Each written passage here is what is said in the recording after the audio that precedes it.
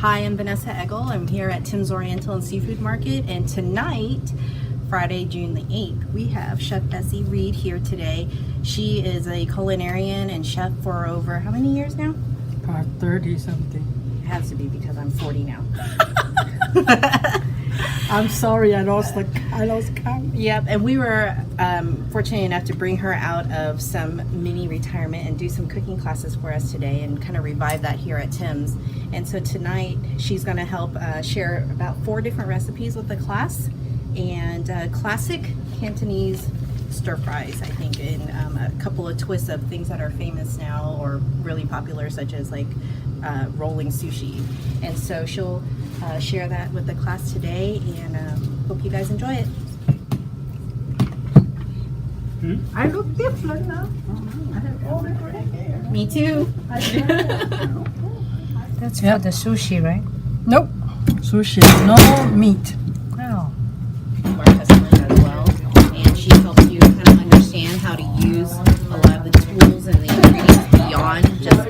Because you're gonna, with the ground meat, you're gonna blend it. So if you chop it, become a pieces, dice. Okay? So if I smash it, then I chop it, they're like a ground shrimp. Okay? It make a job much easier. How much do you have? Okay? You don't necessarily have to measure anything. More shrimp, you like it better, that's fine. You don't like shrimp, don't use it. Remember, it's a free country. Nobody can A lot afford of times you'll see like a container of tasting spoons and then a container for discards. They taste as they go. what you do.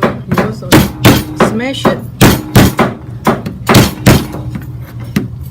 Then you can peel it off, or you don't have to.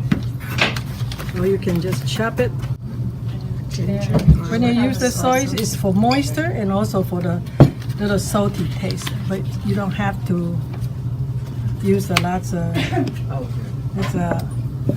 ginger wine. The reason I use ginger wine because you buy a big piece of ginger, you couldn't use it all, so you use the container. The best thing is the glass jar, and you cut a ginger smaller pieces. You put in there, you put the wine in there, and it will wine will stay in the refrigerator. And the ginger, every time you use it, just take a piece out, so you don't have to waste all the ginger root that you bought.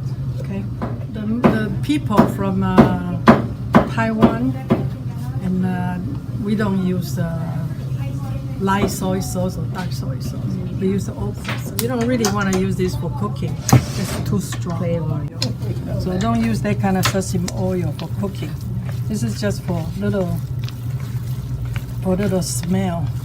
But if you would like to, I can. Yeah, that's right here, hand a wash. sink right here. Okay. And don't be stingy. You can put a lot of meat, okay? In the restaurant, they don't put a lot of meat, but here is what you're gonna eat, so you can use a lot of meat.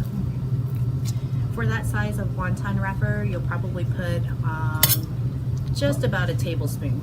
I think about tablespoon. Yeah. You can use a ground chicken, or I don't suggest use the beef. That has little kids and working and all that stuff. Is I'll make a big batch.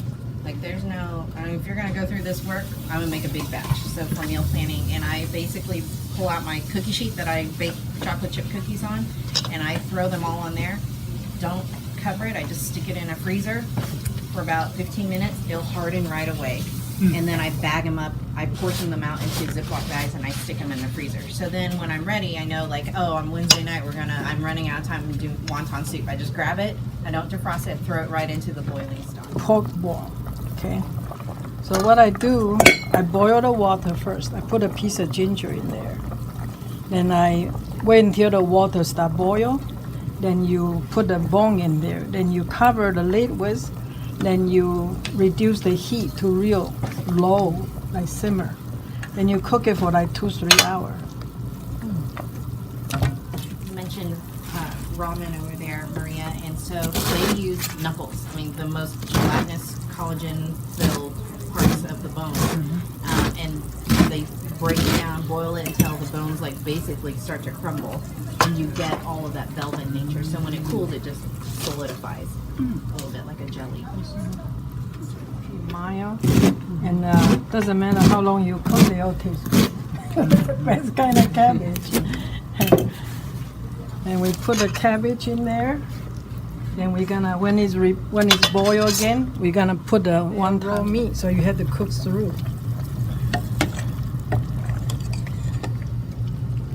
What makes them float when they're done? Is it something in the meat that's cooked? The water comes out of the meat and imparts into the soup, and so the density of the product lightens up, and so it starts to float.